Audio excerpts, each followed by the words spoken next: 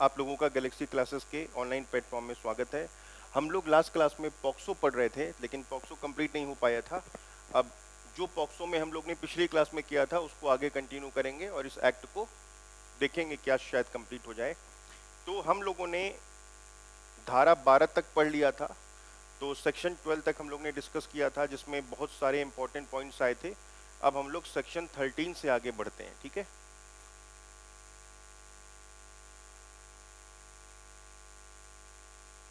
धारा 13 यहाँ पे आ रहा है, अश्लील प्रयोजनों के लिए बालक का उपयोग और उसके लिए दंड। मतलब हम बच्चे को किस पर्पस के लिए यूज करते हैं, तो आंसर है पोर्नोग्राफिक।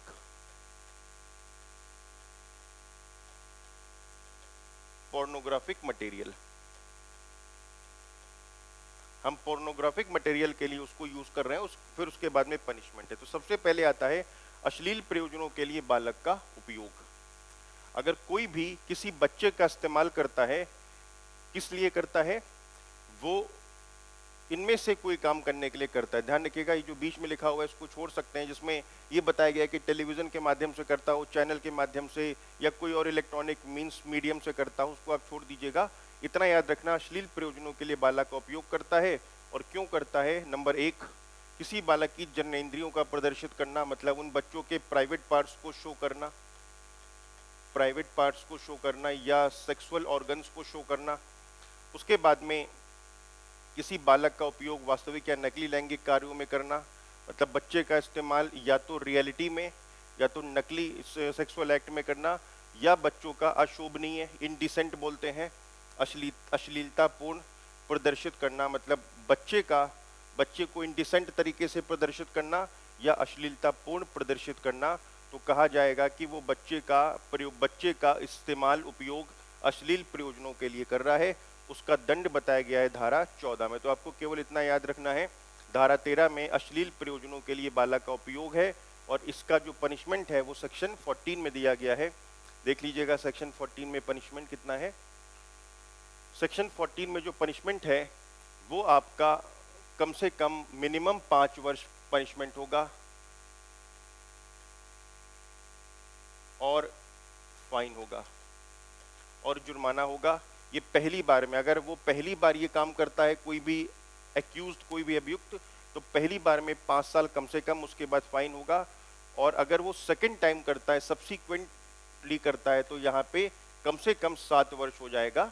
अगर वो पहली बार में करता है तो 5 वर्ष होगा, और अगर वो दूसरी बार में करता है तो वो 5 वर्ष की जगह 7 वर्ष हो जाएगा।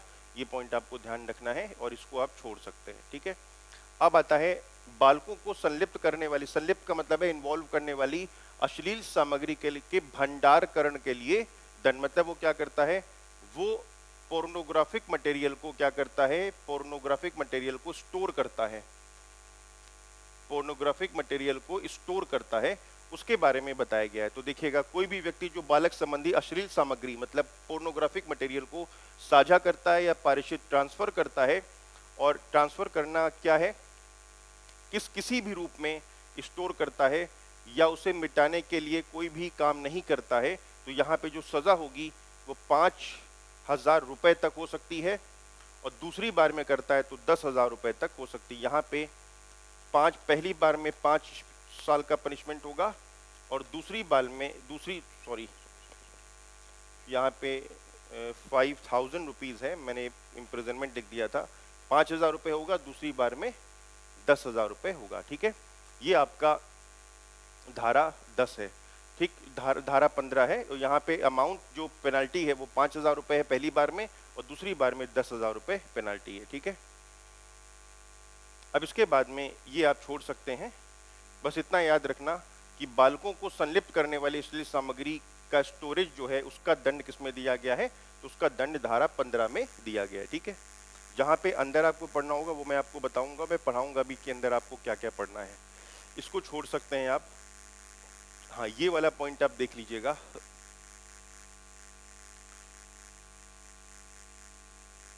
कोई भी व्यक्ति जो किसी बालक को इन्वॉल्व करने वाली अश्लील सामग्री का किसी भी रूप में वाणिज्यिक प्रयोजन के, ध्यान रखना, कमर्शियल पर्पस के लिए, मतलब वो इससे पैसा कमाना चाहता है, कमर्शियल पर्पस के लिए भंडारण करता है। तो इंपॉर्टेंट पॉइंट क्या है यहाँ पर, इंपॉर्टेंट पॉइंट है कमर्शियल पर्पस।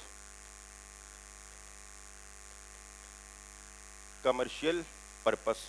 कमर्शियल पर्पस के लिए क्या करता है, भंडारण करता है, स्टोर करता है। तो यहाँ पर सजा कितनी होगी, अगर पहली बार वो व्यक्ति करता है तो कम से कम 3 वर्ष की सजा होगी और 5 वर्ष तक होगी, मतलब 3 से 5 है अगर पहली बार में करता है। ध्यान रखना, या अब यहाँ पर आ गया है या जुर्माना या फाइन या दोनों, ठीक है। तो यहाँ पे केवल जुर्माना भी लगाया जा सकता है और दोनों भी है। और अगर वो दूसरी बार में करता है तो कम से कम 5 साल होगी, जो 7 साल तक होगी। ध्यान रखना, अब यहाँ पे आ गया है एंड जुर्माना और फाइन। तो पहली बार में ऐसा भी हो सकता है कि पहली बार में केवल फाइन लेके छोड़ दिया जाए, लेकिन 3 साल का मिनिमम पनिशमेंट है, 5 साल का अधिकतम है। यहाँ पे लिखा गया है और फाइन या दोनों हो सकता है, लेकिन यहाँ पर और नहीं है क्योंकि वो दूसरी बार में कर रहा है, तो यहाँ पर एंड फाइन लिखा हुआ है, ठीक है। तो ये आपका सेक्शन नंबर 13, 14, 15 हम लोग ने देखा, ये था पोर्नोग्राफिक मटेरियल से रिलेटेड। अब आता है किसी अपराध का दुष्प्रेरण। दुष्प्रेरण को कहते हैं अबेटमेंट, और उसको करने का प्रयत्न उसको अटेम्प्ट कहते हैं, ठीक है, अटेम्प्ट। तो यहाँ पे हम लोगों को देखना है कि अगर उकसाता है कोई या कोई अटेम्प्ट करता है तब क्या होगा। इसमें खाली आप लोगों को बस इतना ध्यान रखना है कि दुष्प्रेरण का जो धारा है वो कौन सी धारा है, इसमें से डीप में से क्वेश्चन नहीं पूछेगा, ठीक है। तो सबसे पहला है अपराध का दुष्प्रेरण। अबेटमेंट करता है, ये कब कहा जाएगा, कोई भी पर्सन अबेटमेंट करता है ये कब कहा जाएगा। तो 3 केस बनाए गए हैं। पहला, जब किसी भी पर्सन को कोई भी अपराध करने के लिए जो इस कानून में दिए गए हैं उनको उकसाता है, मतलब इनको क्या करता है, उकसाता है, प्रोवोक करता है कि ये अपराध करने के लिए प्रोवोक करता है। सेकंड, कॉन्स्पिरेसी करता है, यहाँ पे है अबेट करता है, यहाँ पे है कॉन्स्पिरेसी करता है। और तीसरे नंबर पे है उस अपराध के लिए किए जाने में किसी कार्यवाही लोभ द्वारा साशय सहायता करता है, यहाँ पे एड करता है मतलब सहायता देता है। यहाँ पे लोभ का मतलब होता है ओमिशन, लोभ का मतलब होता है ओमिशन, मतलब जो बीएनएस है वो एक्चुअली में कार्य को भी अपराध मानती है और लोभ को भी अपराध मानती है। तो यहाँ पे लोभ का मतलब होता है कि आपको ये काम करना था लेकिन आपने वो काम नहीं किया, तो उसको भी अपराध की कैटेगरी में रखा जाता है। तो यहाँ पर 3 बातें हैं, पहला अबेटमेंट करता है, उकसाता है, दूसरा कॉन्स्पिरेसी करता है, तीसरा सहायता करता है, उस अपराध को करने में कोई सहायता करता है। तो ये 3 बातें यहाँ पर लिखी गई हैं, ठीक है। तो ध्यान रखिएगा, ये अबेटमेंट का जो धारा है वो धारा 16 में दिया गया है। अब इसको आप स्पष्टीकरण को छोड़ सकते हैं, ये स्पष्टीकरण एक्चुअली में बीएनएस में भी आपको देखने को मिलेंगे, इसको आप छोड़ दीजिए, नई पेपर में पूछेगा आपसे। अब आता है 16 के बाद में धारा 17, क्योंकि 16 में बताया गया है कि दुष्प्रेरण क्या है, अब बताया गया है दुष्प्रेरण के लिए दंड कितना होगा। ध्यान रखना, एक पॉइंट इसमें इंपॉर्टेंट है, मैं आपको बता दे रहा हूं वो क्या पॉइंट है। इसमें यह कहा गया कि अगर इस कानून में जो भी अपराध दिए गए हैं उनका कोई दुष्प्रेरण करता है, ध्यान रखिएगा अपराध हम लोग पढ़ चुके हैं, इनका कोई अबेटमेंट करता है, अबेटमेंट करता है, और जो एक्ट अबेटेड है, मतलब जो कार्य अबेटेड है वो हो जाता है, मतलब उसने क्या किया, अबेटमेंट किया, और जो अबेटेड एक्ट था, जो अबेटेड एक्ट था, जो अबेटेड एक्ट था जिसको हम कहते हैं दुष्प्रेरित कार्य, वो हो जाता है, मतलब एक्ट हो जाता है, तो उसमें क्या होगा, उसमें उतना ही पनिशमेंट मिलेगा जितना उस अपराध को करने के लिए दिया गया है, ठीक है। ध्यान रखिएगा, यहां पर कहा गया है कि अगर कोई भी पर्सन अबेटमेंट करता है, उकसाता है, और सामने वाला उस उकसाने की वजह से इन कॉन्सिक्वेंस ऑफ विच वो क्या करता है, अबेटेड एक्ट, मतलब कार्य को अबेट करने वाला क्या करता है, अबेटमेंट करता है, और अबेटमेंट करने के बाद कोई व्यक्ति उस कार्य को कर देता है, तो यहाँ पे सजा कितनी होगी, यहाँ पे सजा होगी जो उस अपराध के लिए सजा है वही सजा यहाँ पर होगी, मतलब जिस अपराध को करने के लिए वो अबेट कर रहा है वही सजा यहाँ पर मिलेगी, ठीक है। ये है धारा 17। अब आता है धारा 18। धारा 18 में अटेम्प्ट के लिए दंड बताया गया है, अगर कोई अटेम्प्ट करता है तो पनिशमेंट कितना होगा, बस आप इसको ध्यान रखना, अटेम्प्ट के लिए दंड है। अब आता है अध्याय 5, बहुत इंपॉर्टेंट है, मामलों की रिपोर्ट करने के लिए प्रक्रिया, मतलब अब अपराध हो गए, अब यहाँ पे प्रोसीजर स्टार्ट होगा कि प्रक्रिया क्या होती, किसको रिपोर्ट किया जाएगा, उसके बाद मजिस्ट्रेट क्या क्या करेगा, वो सारी चीजें हैं। तो सबसे पहले आता है धारा 19। धारा 19 में ये बताया गया है कि किसको रिपोर्ट किया जाएगा। ध्यान रखना, यहाँ पे सीआरपीसी को छोड़ दीजिए, सीआरपीसी में कुछ भी लिखा हो इस बात के बावजूद, इसका मतलब ये कानून सीआरपीसी को ओवररूल कर रहा है, मतलब ओवरराइड कर रहा है। तो यहाँ पर आप समझ लो कि सीआरपीसी में कुछ भी लिखा उस बात के बावजूद जो अपराध हुए हैं बच्चों के साथ में वो किसको बताए जाएंगे, उसकी जानकारी किसको दी जाएगी। तो पहला है विशेष किशोर पुलिस यूनिट, इसको इंग्लिश में कहते हैं स्पेशल जुवेनाइल पुलिस यूनिट। ये स्पेशल जुवेनाइल पुलिस यूनिट है जो मेनली इन्हीं तरीके के अपराधों से डील करती है। और अगर ये नहीं है तो किसको दिया जाएगा, लोकल पुलिस, मतलब स्थानीय पुलिस जो होगी उसको हम रिपोर्ट करेंगे। तो क्वेश्चन इंपॉर्टेंट है, सीधे सीधे पूछता है कि रिपोर्ट किसको किया जाता है। तो धारा 19 में रिपोर्ट करते हैं स्पेशल जुवेनाइल पुलिस यूनिट को और लोकल पुलिस को रिपोर्ट किया जाता है। ठीक है, इसको छोड़ेंगे, यहाँ से कोई भी मतलब हमारे मतलब का नहीं है। अब आता है आपका धारा 20। धारा 20 में कहा गया है मामले को रिपोर्ट करने के लिए मीडिया, उस स्टूडियो और फोटो चित्रण, फोटोकॉपी जिसको कहते हैं, फोटो जो होती हैं, सुविधाओं की बाध्यता। मतलब अगर इनको पता है, ध्यान से सुनेगा, अगर इनको पता है कि ऐसा कुछ हुआ है तो इनको क्या करना होगा, इनको बताना होगा, विशेष किशोर पुलिस यूनिट को इन्फॉर्म करना होगा। तो ध्यान रखिएगा, और अगर ये इन्फॉर्म नहीं कर पाते हैं तो उसका पनिशमेंट धारा 21 में आएगा। तो पहले हम धारा 20 को पढ़ते हैं। मीडिया या होटल या लॉज या अस्पताल या क्लब या स्टूडियो या फोटो चित्रण। ध्यान रखिएगा, जो लोग मीडिया में हैं, होटल में हैं, लॉज में हैं, हॉस्पिटल में हैं, क्लब में हैं या स्टूडियो में हैं या फोटोकॉपी से संबंधित सुविधाओं का कोई काम करते हैं, ठीक है, यहाँ पे इतने लोगों को कवर किया गया है। और यहाँ पर इन लोगों को पता है, क्या पता है, कि कोई बालक के लैंगिक शोषण संबंधी, मतलब सेक्सुअल हैरेसमेंट रिलेटेड कोई इंफॉर्मेशन इनके पास में है, तो ये क्या करेंगे, ये फटाफट से स्पेशल जुवेनाइल पुलिस यूनिट को इन्फॉर्म करेंगे या लोकल पुलिस को इन्फॉर्म करेंगे। इनके पास अगर कोई भी चीज़, कोई भी मटेरियल है, इनको पता है, तो ये क्या करेंगे, ये जल्दी से जल्दी स्पेशल जुवेनाइल पुलिस यूनिट को या लोकल पुलिस को इन्फॉर्म करेंगे। और अगर ये इन्फॉर्म नहीं करते हैं, ध्यान रखना, अगर ये इन्फॉर्म नहीं करते हैं तो उसका पनिशमेंट बताया गया है सेक्शन 21 में। तो पनिशमेंट कितना होगा, पनिशमेंट आपका 6 माह तक का हो सकता है, या जुर्माना है या दोनों है। ठीक है, तो पनिशमेंट आपका 6 मंथ का हो सकता है, ध्यान रखिएगा, अप टू 6 मंथ है, 6 मंथ का हो सकता है, या फाइन हो सकता है, या दोनों हो सकते हैं। इसका मतलब ये बहुत गंभीर अपराध यहाँ पर नहीं माना गया है, बल्कि इसको मानना चाहिए था। यहाँ पे अगर इनके पास में कोई जानकारी है तो ये जानकारी किसको देंगे, ये जानकारी देंगे विशेष जुवेनाइल पुलिस यूनिट को या लोकल पुलिस को। और अगर ये इंफॉर्मेशन नहीं देते हैं, ये फेल हो जाते हैं, तो पनिशमेंट कितनी बताई गई है, कम से कम, मतलब सॉरी, अप टू 6 मंथ, 6 महीने तक हो सकता है, या जुर्माना या दोनों से दंडित किया जाएगा। ये धारा 20 और धारा 21 है। ठीक है, अब आता है धारा 22। धारा 22 में क्या है, मिथ्या, मतलब फॉल्स कंप्लेंट की बात की गई है, किसी को फंसाने के लिए फॉल्स कंप्लेंट। ठीक है, और ध्यान रखना, जो कोई व्यक्ति जो धारा 3, याद करिए धारा 3 थी, धारा 3, 5, 7, 9, 3 में हम लोग ने क्या पढ़ा था, 3 में हम लोगों ने पढ़ा था प्रवेशन लैंगिक हमला, पेनिट्रेटिव सेक्सुअल असॉल्ट, 5 में पढ़ा था एग्रावेटेड पेनिट्रेटिव सेक्सुअल असॉल्ट, गुरुतर प्रवेशन लैंगिक हमला, 7 में हम लोग ने पढ़ा था सेक्सुअल असॉल्ट लैंगिक हमला, 9 में पढ़ा था हम लोगों ने आपका सेक्सुअल हैरेसमेंट। ठीक है, तो यहाँ पर ये 4 धाराएं हैं। धारा 3 का कोई आरोप लगाता है, 7 का और 9 का, अधीन किए गए किसी अपराध के संबंध में किसी व्यक्ति के विरुद्ध उसको अपमानित करने, उद्यापित करने, धमकाने या उसकी मानहानि करने के एकमात्र आशय से मिथ्या परिवाद करेगा, मतलब फॉल्स कंप्लेन करता है या फॉल्स इंफॉर्मेशन देता है, फॉल्स कंप्लेंट या फॉल्स इंफॉर्मेशन, फॉल्स इंफॉर्मेशन देता है, तो 6 महीने तक का सजा होगी। यहां पे कहा गया है अप टू 6 मंथ,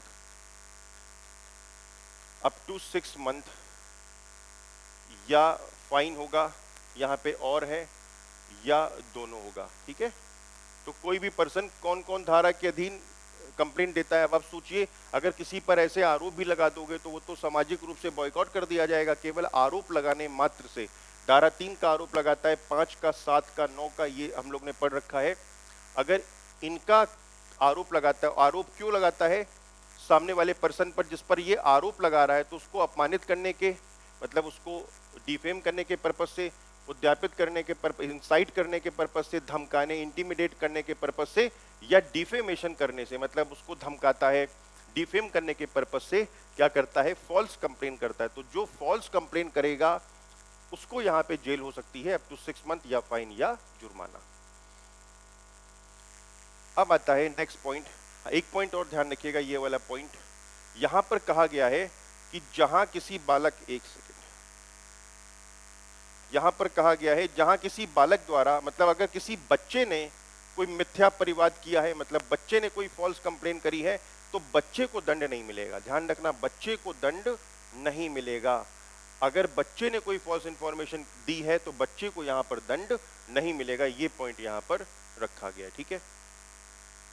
अब आता है जो कोई बालक नहीं होते, मतलब सपोज करो कि कोई बच्चा नहीं है, कोई बच्चे के अलावा पर्सन 18 के ऊपर का है, कोई किसी बालक के विरुद्ध कोई मिथ्या परिवाद करेगा, मतलब बालक के विरुद्ध मिथ्या परिवाद करेगा, तो यहाँ पर क्या है? तो यहाँ पर 1 वर्ष तक की सजा है या जुर्माना होगा। तो आप इसको छोड़ भी सकते हैं, कोई प्रॉब्लम नहीं है। आप केवल इतना ध्यान रखना कि मिथ्या परिवाद या मिथ्या सूचना के लिए जो दंड है वो किस धारा में दिया गया है और उसकी सजा कितनी है, ठीक है। अब आता है मीडिया के लिए प्रक्रिया, मतलब यहाँ पर जो मीडिया है उसके लिए प्रोसीजर बताया गया है, तो वो देखिएगा।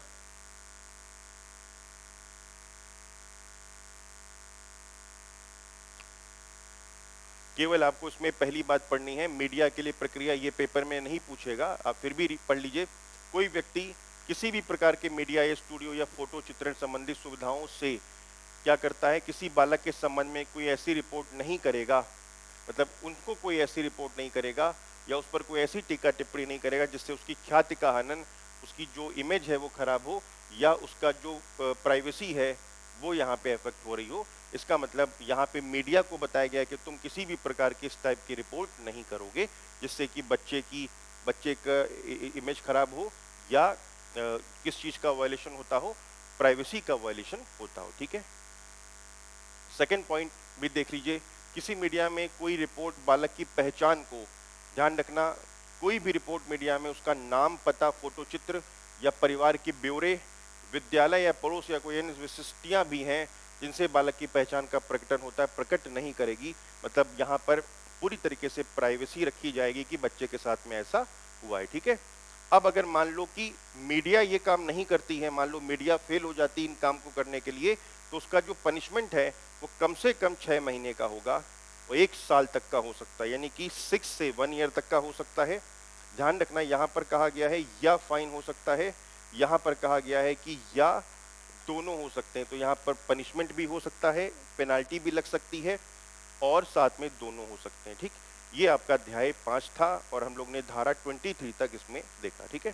मैं ट्राई कर रहा हूँ कि आपको लगभग सारी धाराएं कवर करा दूं क्योंकि पेपर में क्वेश्चन कहीं से भी पूछा जा सकता है। अब आता है, ये बहुत इंपॉर्टेंट आया है, इसमें कुछ पॉइंट आपके बीएनएस के भी आएंगे, सीआरपीसी के भी आएंगे, तो आप इसको देखिएगा।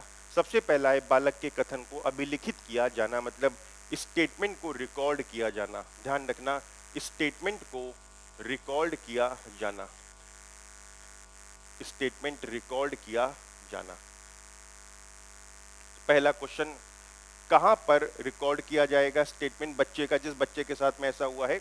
सेकंड पॉइंट, और कौन रिकॉर्ड करेगा। सिंपल है, सबसे पहला जो बच्चे का स्टेटमेंट होगा, पहली बात तो बच्चे के घर पर जहां बच्चा रहता है या ऐसी जगह पर जहां वो बच्चा साधारण तौर पे रहता है, ठीक है। तो यहाँ पे हो सकता है कि उसकी दादी का घर, नानी का घर, मामा का घर वगैरह, चाचा का घर भी हो सकता है, या जो स्थान उस बच्चे को पसंद है वहां पर, ध्यान से सुनेगा, या बच्चा जहां बच्चे का निवास है, जो बच्चे का घर है वो, या जहां पर वो बच्चा नॉर्मली रहता है, या बच्चे का जो फेवरेट प्लेस है वहां पर कौन कर। यहाँ पर हो गया कि यहाँ पर स्टेटमेंट रिकॉर्ड होगा, और कौन करेगा, तो कहा जो महिला पुलिस होगी, मतलब वुमेन सब इंस्पेक्टर होगी, वुमेन सब इंस्पेक्टर होगी, उसके रैंक के नीचे का कोई भी पुलिस अधिकारी नहीं होना चाहिए।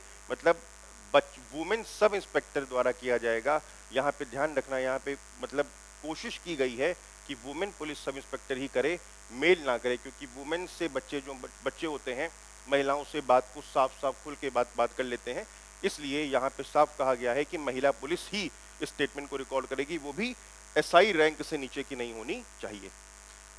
सेकंड पॉइंट, जो बच्चे का स्टेटमेंट रिकॉर्ड करने आएगा या आएगी वो पुलिस अधिकारी वर्दी में नहीं होना चाहिए, मतलब पुलिस ड्रेस में नहीं, क्योंकि बच्चे डर सकते हैं। वैसे भी इसको इतना जबरदस्त ट्रॉमा होता है जिसके साथ ऐसी घटना घटती है, ऊपर से पुलिस में देखेंगे तो शायद घबरा जाए, ना अपनी बात को बोल पाए।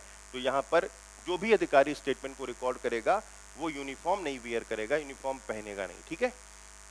अगला है कि जो पुलिस अधिकारी इन्वेस्टिगेशन कर रहा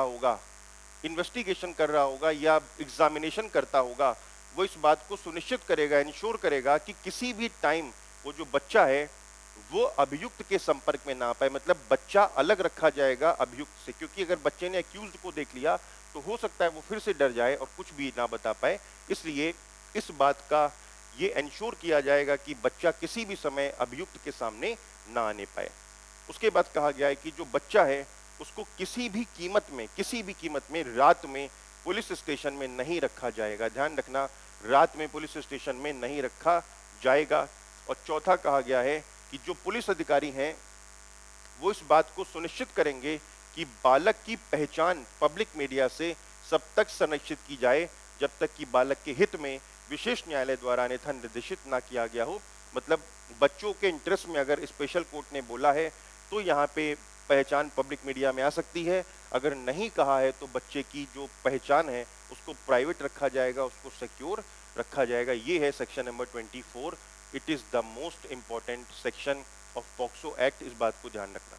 अगला आता है सेक्शन 25, ठीक है। सेक्शन 25 में कहा गया है मजिस्ट्रेट द्वारा बालक के कथन का अभिलेखन, मतलब यहाँ पर कौन करेगा, यहाँ पर रिकॉर्ड कौन करेगा, यहाँ पे रिकॉर्ड करेगा मजिस्ट्रेट, यहाँ पर मजिस्ट्रेट रिकॉर्ड करेगा, ठीक है।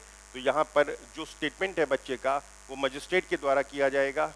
और ध्यान रखना कुछ धाराएं यहाँ पर बताई गई, आप इनको फिलहाल के लिए छोड़ दो। ये जैसे 164 हो गया, उसके बाद 164 का 1 हो गया, 173 पहले पुलिस रिपोर्ट होती थी, 207 होती थी जिसमें सारी कॉपी वगैरह FIR की कॉपी, चार्जशीट सब सप्लाई करी जाती है एक्यूज को, इनको आप छोड़ सकते हैं। इतना खाली ध्यान रखना कि मजिस्ट्रेट द्वारा बालक का जो कथन है वो किस धारा में है, धारा 25 में दिया गया है, ठीक है।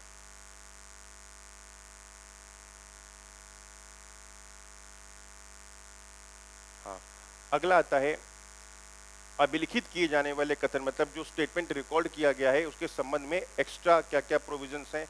तो कहा गया है कि जो मजिस्ट्रेट होगा या जो पुलिस अधिकारी होगा वो बच्चे के माता पिता या ऐसे किसी अन्य व्यक्ति जिसमें बालक का भरोसा है या विश्वास है उपस्थिति में बालक द्वारा बोले गए अनुसार कथन अभिलिखित करेगा। मतलब ध्यान रखना, चाहे वो मजिस्ट्रेट हो चाहे वो पुलिस ऑफिसर हो, वो बच्चे के माता पिता के सामने या माता पिता मान लो ना है तो बच्चा जिन पर भरोसा करता है उसके सामने ही स्टेटमेंट को रिकॉर्ड किया जाएगा, ठीक है।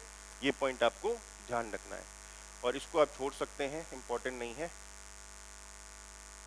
इसको भी छोड़ा जा सकता है और इसको भी छोड़ा जा सकता है। बस इतना याद रखना कि जो स्टेटमेंट रिकॉर्ड कर रहे हैं उनके लिए कुछ शर्तें बताई गई हैं, वो उन्हीं के सामने स्टेटमेंट को रिकॉर्ड करेंगे। नेक्स्ट आता है सेक्शन 27, बालक की चिकित्सीय परीक्षा।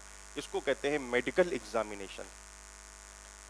मेडिकल एग्जामिनेशन, क्योंकि अगर ऐसा हुआ है तो वो चीज मेडिकल एग्जामिनेशन से ही पता चलेगी, मेडिकल एग्जामिनेशन, ठीक है। ये पॉइंट यहाँ पर इंपॉर्टेंट है। तो कहा गया है कि जो मेडिकल एग्जामिनेशन की बात है वो एक्चुअली में 164A में भी है, तो ये CRPC की धारा 164 है, इसको छोड़ सकते हैं। केवल इतना ध्यान रखिएगा कि बालक की चिकित्सीय परीक्षा मेडिकल एग्जामिनेशन कहाँ पर होगा, सेक्शन 27 में होगा। और ध्यान रखना, अगर पीड़ित बच्ची है, मतलब बालिका है जिसके साथ घटना घटी है वो बच्ची है, तो जो लेडी फीमेल डॉक्टर होगी वही मेडिकल एग्जामिनेशन करेगी। ये पॉइंट आपको याद रखना है, ठीक है। यहाँ पे मेल डॉक्टर एग्जामिनेशन नहीं करेगा। अगर बच्ची के साथ में ऐसा हुआ है तो यहाँ पर महिला डॉक्टर ही एग्जामिनेशन करेगी। और जिस समय एग्जामिनेशन हो रहा होगा, जिस समय मेडिकल एग्जामिनेशन होगा, उस समय बच्चे के माता पिता वहाँ पर मौजूद रहेंगे। और अगर माता पिता नहीं है तो वो व्यक्ति मौजूद रहेगा जिस पर बच्चे को भरोसा है। तो ध्यान रखना, बच्चों के सामने क्या, मतलब माता पिता के सामने क्या होगा, मेडिकल एग्जामिनेशन होगा। ये सेक्शन 27 है। अब आता है सेक्शन अध्याय 7, बहुत इंपॉर्टेंट है, स्पेशल कोर्ट। स्पेशल कोर्ट, हम लोग ने कई सारे कानूनों में स्पेशल कोर्ट देखा है। स्पेशल कोर्ट बनाने का मकसद है फास्ट ट्रैक, इसको कहते हैं फास्ट ट्रैक कोर्ट। और स्पेशल कोर्ट बनाने का मकसद होता है तीव्र विचारण, यानी कि स्पीडी ट्रायल। क्या होता है? Speedy trial. क्योंकि आप जानते हो भारत में जो मुकदमे हैं, क्रिमिनल केसेस, वो 20-20 साल चलते हैं, इसलिए यहाँ पर इतना लंबा समय नहीं दिया जाता है। मतलब फटाफट से 1 साल तो वैसे बताया गया है कि 1 साल के अंदर कंप्लीट कर दो पूरे मैटर को, और अगर नहीं कर पाते हो तो रिकॉर्ड करके रीजन देना पड़ेगा कि आपने क्यों नहीं 1 साल के अंदर पूरा किया। स्पेशल कोर्ट यहाँ पर, अब सवाल उठता है कि स्पेशल कोर्ट यहाँ पे देख लीजिएगा, त्वरित विचारण के लिए, त्वरित का मतलब होता है प्रॉम्प्ट ट्रायल के लिए, स्पीडी ट्रायल के लिए क्या किया जाएगा? राज्य सरकार, कौन है? राज्य सरकार, स्टेट गवर्नमेंट क्या करेगी? स्टेट गवर्नमेंट स्टैब्लिश करेगी स्पेशल कोर्ट को। लेकिन राज्य सरकार किससे परामर्श लेगी? ध्यान रखना, उस हाई कोर्ट के चीफ जस्टिस से, हाई कोर्ट का जो मुख्य न्यायाधीश होगा उससे परामर्श लेके जो सेशन न्यायालय होगा, सत्र न्यायालय जो होता है जिले में, उसको क्या कर सकती है? उसको स्पेशल कोर्ट बना सकती है। ठीक है, मैंने क्या कहा? मैंने कहा जल्दी खत्म हो मैटर, जल्दी खत्म हो ये मामला, ट्रायल फटाफट हो, उसके लिए राज्य सरकार किससे परामर्श, किससे कंसल्ट करेगी? Chief justice of high court से कंसल्ट करेगी। और जो डिस्ट्रिक्ट कोर्ट होता है, जिसको हम बेसिकली अपराधों के मामलों में सेशन कोर्ट कहते हैं, तो सेशन कोर्ट को ही स्पेशल कोर्ट बना दिया जाएगा। किसके लिए? पॉक्सो कोर्ट के लिए। फिर आगे कहा गया है, अगर कोई भी सेशन न्यायालय, मतलब कोई भी सत्र न्यायालय या प्रवर्तन किसी विधि के अधीन उन्हीं प्रयोजनों के लिए किसी विशेष न्यायालय को बालक न्यायालय के रूप में सूचित कर दिया है, तो ऐसा न्यायालय इस धारा के अधीन विशेष न्यायालय समझा जाएगा। देखिए, इसको समझ लीजिए क्या है। एक कानून है भारत में, बालक अधिकार संरक्षण आयोग अधिनियम 2005, इसको कहते हैं protection of child rights commission act 2005। इस कानून के अंदर भी बच्चों का न्यायालय बनता है ऐसे मैटर को निपटाने के लिए। तो अगर ऐसा कोई भी न्यायालय बना हुआ है जो उस कानून में बच्चों के मामले को निपटाने के लिए है, तो उसी को स्पेशल कोर्ट माना जाएगा, ये यहाँ पर कहा गया है। अब यहाँ पर ध्यान रखना, स्पेशल कोर्ट उसी को माना जाएगा जो यहाँ पर कहा गया है। उसके बाद कहा गया इस अधिनियम के अधीन किसी अपराध का विचारण, मतलब जब ट्रायल हो रहा होगा तो जो स्पेशल कोर्ट होगा वो क्या करेगा? वो बाकी अपराधों का विचारण भी करेगा जो सीआरपीसी के अंतर्गत होते हैं। तो आप एक काम करिए, इनको छोड़ सकते हैं, आप केवल इतना याद रखना कि विशेष न्यायालय कब बनेगा, किस अध्याय में बनता है। नंबर 1 अध्याय 7 में बनता है। किस धारा में बनता है? धारा 28 में बनता है। कौन बनाएगा? राज्य सरकार किसके परामर्श से बनाएगी? हाई कोर्ट के चीफ जस्टिस के परामर्श से बनाएगी। और किसको बनाएगी? तो आंसर है जो सेशन कोर्ट होगी वही मानी जाएगी हमारी स्पेशल कोर्ट। ठीक है, ये पॉइंट हो गया। अब आता है सेक्शन 29। सेक्शन 29 बहुत खतरनाक है, रिवर्स बर्डन ऑफ प्रूफ की बात कर रहा है। ये कहता है कि जो अपराध धारा 3 में हुआ, याद करिए, पेनिट्रेटिव सेक्सुअल असॉल्ट, धारा 5 में एग्रावेटेड पेनिट्रेटिव सेक्सुअल असॉल्ट, धारा 7 में सेक्सुअल असॉल्ट, धारा 9 में जो हैरेसमेंट है उसके बारे में बात की जा रही। धारा 7 में सेक्सुअल असॉल्ट और धारा 9 में एग्रावेटेड सेक्सुअल असॉल्ट की बात की गई है। अगर किसी भी व्यक्ति को इन धाराओं के अंतर्गत क्या किया गया है? अभियुक्त माना गया है, चाहे वो अपराध उसने किया हो या उसने अबेट किया हो या उसने प्रयत्न किया हो, मतलब ध्यान से देखिए सब कवर हो रहा है, या उसने इन अपराधों को किया हो या उसने अबेटमेंट किया हो, इन अपराधों को करने के लिए अबेट किया हो किसी को, या उसको करने का प्रयत्न किया हो, तो ध्यान रखना वहां पर क्या होगा? वहां पर जो स्पेशल कोर्ट होगा वो ये मान लेगा कि इस अभियुक्त ने ऐसा किया है। मतलब यहाँ पर मान लिया जाएगा कि इस अभियुक्त ने ऐसा किया है, और यहाँ पर जो सिद्ध करने का दायित्व है, बर्डन ऑफ प्रूफ, वो अभियुक्त पर चला जाएगा, एक्यूज पर चला जाएगा। उसको सिद्ध करना होगा कि मैंने नहीं किया है। ठीक है, तो यहाँ पर मान लिया जाएगा कि ये किया गया है। तो ध्यान रखना, यहाँ पे प्रिजम्पशन है, यहाँ पे इसको कहते हैं प्रिजम्पशन। प्रिजम्पशन का मतलब है मान लिया जाएगा कि उसने ऐसा किया है। ठीक, उसके बाद आता है धारा 30, इसको आप छोड़ सकते हैं, इंपॉर्टेंट नहीं है।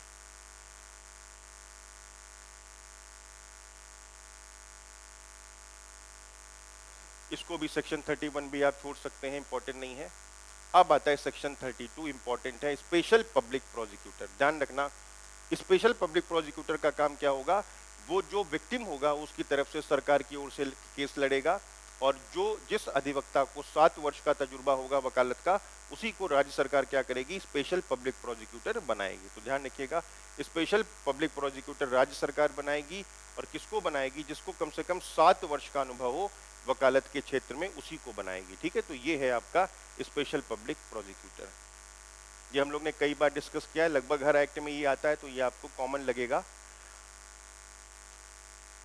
अब आता है विशेष न्यायालय की प्रक्रिया और शक्तियां, मतलब विशेष न्यायालय की जो स्पेशल कोर्ट है उसका प्रोसीजर क्या होगा और उसकी पावर्स क्या होंगी। तो यहाँ पर आपको पता है कि ट्रायल होता है, ट्रायल में जो डिफेंस का लॉयर होगा वो सवाल पूछेगा, बच्चों की तरफ से जो वकील खड़ा होगा वो यहाँ पे आपस में वो लोग केस लड़ते हैं। तो यहाँ पर उसके बारे में प्रोसीजर बताया गया है कि मतलब उसकी पहचान प्रकट नहीं की जाएगी, इन कैमरा प्रोसीडिंग होंगी, बंद कमरे में कार्रवाइयाँ होंगी, वो सारी बातें इसके अंदर बताई गई। तो बस आपको क्या करना है, आपको यहाँ पर विशेष न्यायालय की प्रक्रिया और शक्तियाँ किस सेक्शन में है वो खाली आपको यहाँ पर याद रखना है। ठीक है, अभी इसके बाद जो सेक्शंस आएंगे वो इंपॉर्टेंट होंगे। 34 आप बिल्कुल छोड़ दीजिएगा, पेपर में नहीं आएगा क्वेश्चन। 35 इंपॉर्टेंट है, इसको ध्यान से देख लीजिए, 35 इंपॉर्टेंट है। 35 में कहा गया है कि बालक के साक्ष्य को अभिलिखित और मामलों का निपटारा करने के लिए अवधि, मतलब कितनी जल्दी इसको हम कंप्लीट करेंगे वो बताया गया है।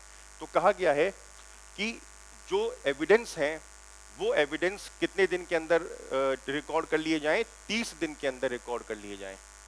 मतलब जो एविडेंस है उनको 30 दिन के अंदर रिकॉर्ड किया जाएगा। कहां से 30 दिन के अंदर किया जाएगा, जिस दिन कॉग्निजेंस लिया है न्यायालय ने, मतलब जिस दिन संज्ञान लिया है, जिस दिन संज्ञान लिया है, जिस दिन कॉग्निजेंस या संज्ञान लिया है, उस दिन से 30 दिन के अंदर अंदर क्या करना होगा, एविडेंस को रिकॉर्ड करना होगा। और यहाँ पे कहा गया खत्म कितने दिन में पूरा ट्रायल कंप्लीट होगा, तो कहा गया ट्रायल जिस दिन कॉग्निजेंस लिया होगा, कॉग्निजेंस आपको मैं बता चुका हूँ पहले भी, जिस दिन संज्ञान लिया होगा स्पेशल कोर्ट ने, उस संज्ञान लेने की तारीख से 1 वर्ष के भीतर ट्रायल पूरा होना चाहिए। यथासंभव शब्द आ गया, मतलब जहां तक पॉसिबल हो 1 साल के अंदर आप क्या करो, ट्रायल को कंप्लीट कर दो, मतलब जिससे कि ये डिसाइड हो जाए कि उस व्यक्ति ने अपराध किया है, जो आरोप लगा था वो सही है या वो आरोप गलत है। तो 1 साल के अंदर अंदर क्या करना होगा, विचारण पूरा करना होगा। ठीक, अब एक चीज देखिएगा, सेक्शन 36 वैसे बहुत इंपॉर्टेंट नहीं है, लेकिन आप समझ लो, साक्ष्य देते समय बालक का अभियुक्त को ना दिखना, मतलब जिस समय साक्ष्य दिए जाएंगे उस समय बच्चा और जो अभियुक्त है, एक्यूज जिस पर आरोप लगा है, वो आमने सामने नहीं होंगे, कोशिश ये की जाएगी कि वो अलग रहें। तो ये आपका सेक्शन नंबर 36 है। सेक्शन 37 कहता है विचारण का बंद कमरे में संचालन, मतलब ध्यान रखना जो ट्रायल होगा वो इन कैमरा होगा। इन कैमरे का मतलब होता है बंद कमरे में होगा, ट्रायल बंद कमरे में होगा। और जब ट्रायल होगा तो उस समय बच्चे के माता पिता बच्चे के साथ होंगे, या माता पिता नहीं है तो बच्चा जिन पर विश्वास करता है वो बच्चे के साथ में होंगे। ठीक है, तो विशेष न्यायालय, ध्यान रखना स्पेशल कोर्ट, मामलों का विचारण करते समय विचारण बंद कमरे में, मतलब इन कैमरा, और बालक के माता पिता या कोई ऐसा व्यक्ति जिस पर बालक को भरोसा है उसके सामने की करेगा। ध्यान रखना, उसके सामने करेगा, कहां पर होगा, बंद कमरे में होगा, इन कैमरा प्रोसीडिंग होगी, इन कैमरा ट्रायल होता है। ठीक है, अब उसके बाद में ये आप इसको छोड़ सकते हैं, इंपॉर्टेंट नहीं है, बस इतना ध्यान रखना, विचारण कहां पर होगा, बंद कमरे में होगा, किसके सामने होगा, माता पिता के सामने होगा, और अगर माता पिता नहीं है तो कोई ऐसा पर्सन जो जिस पर बच्चे को ट्रस्ट है उसके सामने होता है। ठीक है, सेक्शन 38 आप छोड़ दीजिए, इंपॉर्टेंट नहीं है, सेक्शन 38 पेपर में नहीं पूछा जाएगा। अब आता है आपका अध्याय 9 प्रकीर्ण। अध्याय 9 में कहा गया है कि विशेषज्ञ, मतलब यहां पर जो एक्सपर्ट्स हैं, एक सेकेंड, यहां पर जो एक्सपर्ट्स हैं उनकी सहायता ली जाएगी जिससे कि डायरेक्शन इशू किया जा सके। मतलब राज्य सरकार क्या करेगी, ये स्टेट गवर्नमेंट की ड्यूटी है, वो क्या करेगी, गैर सरकारी संगठन जो एनजीओ होती हैं, उसके बाद वृत्तिकों और विशेषज्ञों या ऐसे व्यक्तियों जिनके पास मनोविज्ञान, साइकोलॉजी, सामाजिक कार्य, सोशल वर्क, चिकित्सीय स्वास्थ्य मेडिकल जो हेल्थ होती है, मानसिक स्वास्थ्य और बाल विकास में ज्ञान है, मतलब जिनके पास में इन क्षेत्र में ज्ञान है वो क्या करेंगे, बालक की सहायता के लिए पूर्व विचारण, बालक की सहायता के लिए पूर्व विचारण प्रक्रम पर संयोजित करने के लिए मार्गदर्शक तैयार करेंगे। मतलब यहाँ पे स्टेट गवर्नमेंट क्या करेगी, स्टेट गवर्नमेंट यहाँ पर डायरेक्शंस इशू करेगी, और डायरेक्शन जब वो इशू करेगी तो वो उन लोगों से एडवाइस लेगी, उन लोगों से कंसल्ट करेगी जो यहाँ पर जिनके पास में तजुर्बा बताया गया है। ठीक, उसके बाद में सेक्शन 40 आता है, ये है विधिक काउंसिल की सहायता लेने का बालक का अधिकार। मतलब यहाँ पे जो है राइट टू एड है, ठीक है, right to legal aid, right to legal aid, ठीक है, देख लीजिएगा राइट टू लीगल एड। इसमें कहा गया कि जो बच्चा होगा उसके पास में विधिक सहायता का अधिकार होगा, और साथ में ध्यान रखिएगा अगर वो बच्चे के पास में, मतलब वो बच्चा जो है लीगल एडवाइस नहीं ले पाता है, वो फाइनेंशियली इतना साउंड नहीं है, स्ट्रांग नहीं है, तो यहाँ पर लीगल सर्विस अथॉरिटी, आप जानते ही हैं, जिसको कहते हैं विधिक सेवा प्राधिकरण, जिसको नालसा वगैरह, नालसा नेशनल जो है आपकी बॉडी होती है, सालसा स्टेट की बॉडी है, डिस्ट्रिक्ट की बॉडी होती है, तो उनका यहाँ पर क्या करेंगे, उनकी सेवा लेंगे और वो वकील फिर उपलब्ध कराया जाएगा। तो उसका मतलब यहाँ पर इसके पास में लीगल सहायता का अधिकार होगा। ये धारा 40 है, ठीक है। अब उसके बाद में कहा गया है, इसको सेक्शन 41 को आप छोड़ सकते हैं, सेक्शन 41 इतना इंपॉर्टेंट नहीं है, इसको भी आप छोड़ सकते हैं। अनुकल्पिक दंड के बारे में बात की गई है, आप नोट कर लीजिएगा, जो मैं आपको पढ़ा रहा हूँ खाली आपको उतना ही पढ़ना है, ठीक है। उसके बाद में नेक्स्ट आता है सेक्शन 42A। ये कहता है अधिनियम का किसी अन्य विधि के अल्पीकरण में ना होना। मतलब ये जो कानून है ये किसी भी कानून से टकराना नहीं चाहिए। मतलब ये कहा गया है कि ये जो कानून है, ये कानून अगर किसी भी कानून से टकराएगा तो यही कानून प्रभावी होगा, इसका ओवरराइडिंग इफेक्ट होगा। क्या होगा? इसका ओवरराइडिंग इफेक्ट होगा, और ओवरराइडिंग इफेक्ट को कहते हैं अध्यारोही प्रभाव होगा। मतलब अगर कोई भी कानून इससे टकराएगा तो ये स्पेशल लॉ है, ठीक है, स्पेशल लॉ से अगर कोई भी कानून टकराएगा तो यही कानून उस पर लागू कर जाएगा। तो ध्यान रखना, इस कानून का बाकी कानूनों पर क्या होगा? ओवरराइडिंग इफेक्ट होगा, अध्यारोही प्रभाव होगा, ठीक है। अब आता है अधिनियम के बारे में जागरूकता, पब्लिक अवेयरनेस।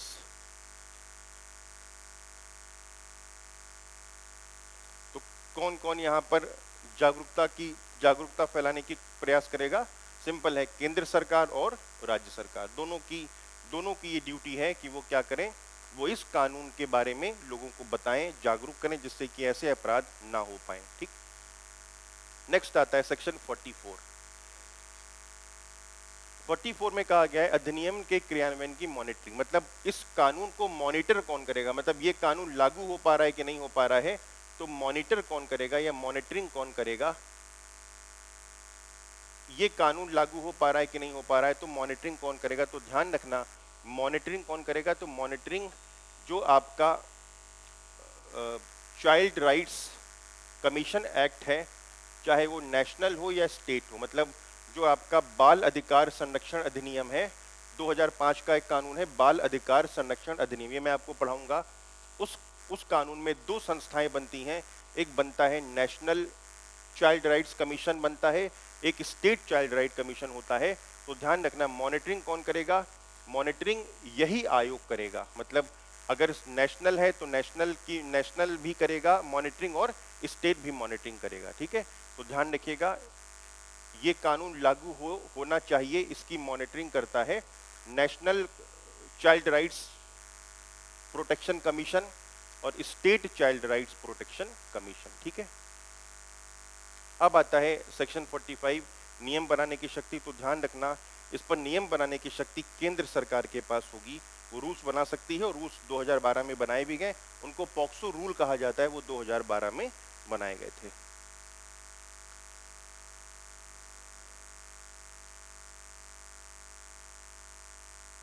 नेक्स्ट आता है सेक्शन 46, लास्ट सेक्शन है, कठिनाइयों को दूर करने की शक्ति। मतलब अगर इस कानून के लागू होने से कोई कठिनाई उत्पन्न होती है, बाकी कानून टकराव में आते हैं, तो यहाँ पर क्या होगा, यहाँ पर केंद्र सरकार क्या करेगी, कठिनाइयाँ दूर करने के लिए कदम उठाएगी, यानी कि जो कठिनाइयाँ हैं उनको दूर करने के लिए कदम उठाएगी। कौन कदम उठाएगा, तो ध्यान रखना, कदम उठाती है सेंट्रल गवर्नमेंट, सेंट्रल गवर्नमेंट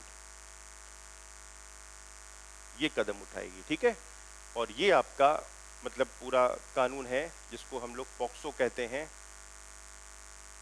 अब उसके बाद में मैंने आपको बताया था कि अगर कोई सशस्त्र बल है, जो आपका आर्म्ड फोर्सेस होती हैं, जो सेक्शन 2C में बताया गया था, और आगे कहा गया था कि अगर सपोज करिए कि अगर पेनिट्रेटिव सेक्सुअल असॉल्ट, प्रवेशन लैंगिक हमला अगर इनके द्वारा किया गया है तो वो बन जाता था एग्रावेटेड पेनिट्रेटिव सेक्सुअल असॉल्ट, वो बन जाता था गुरुतर प्रवेशन लैंगिक हमला। तो आर्म्ड फोर्सेस में क्या क्या आएगा, ये सब आर्म्ड फोर्सेस में आएंगे, जैसे एयरफोर्स एक्ट हो गया, सेना अधिनियम हो गया, असम राइफल्स हो गया, होमगार्ड हो गया, सुरक्षा बल, सीमा सुरक्षा बल BSF हो गया, ठीक है, आपका CISF हो गया, CRPF हो गया, तटरक्षक अधिनियम हो गया, दिल्ली विशेष पुलिस हो गया, भारत तिब्बत सीमा मतलब ITBT हो गया, नौसेना हो गया, नेशनल इन्वेस्टिगेटिंग एजेंसी हो गया, राष्ट्रीय सुरक्षा अधिनियम हो गया, रेल संरक्षण हो गया, सशस्त्र सीमा बल हो गया, विशेष संरक्षण हो गया। तो मतलब अगर इनका कोई भी मेंबर क्या करता है, पेनिट्रेटिव सेक्सुअल असॉल्ट करता है, मतलब प्रवेशन लैंगिक हमला करता है, तो इनके द्वारा अगर किया गया है, इनका कोई भी मेंबर करता है तो वो बन जाता है गुरुतर प्रवेशन लैंगिक हमला, उसको कहते हैं एग्रावेटेड सेक्सुअल असॉल्ट, ठीक है। ये आपका पूरा कानून था और बड़ा कानून है, इसमें धाराएं बहुत इंपॉर्टेंट है। जो मैंने आपको नहीं पढ़ाई हैं, जो कटवाई हैं, आप बिल्कुल निश्चिंत होकर उनको छोड़ दीजिएगा, वो पेपर में नहीं पूछी जाएंगी। जो मैंने आपको पढ़ाई हैं वो सारी आपको पढ़नी है, बहुत इंपॉर्टेंट एक्ट है, यहाँ से क्वेश्चंस आते हैं। और इस पूरे टॉपिक को आपको बस ये करना है कि आपको इसको बार बार रिवाइज करना होगा और क्वेश्चन सॉल्व करने होंगे, तब जाके आपका ये टॉपिक कंप्लीट हो पाएगा, क्योंकि इसमें बहुत सारे दंड हैं और दंड की प्रक्रिया भी है, ये सब चीज़ें यहाँ पे बताई गई, ठीक है। तो हम लोग ने आज कंप्लीट कर लिया है पॉक्सो एक्ट, 2 क्लास लगी हैं इसको कंप्लीट करने में। आप इसको पढ़िए, रिवाइज करिएगा। नेक्स्ट क्लास में हम कोई और एक्ट लेकर आएंगे और उसको हम लोग डिस्कस करेंगे, ठीक है। Thank you, have a nice day.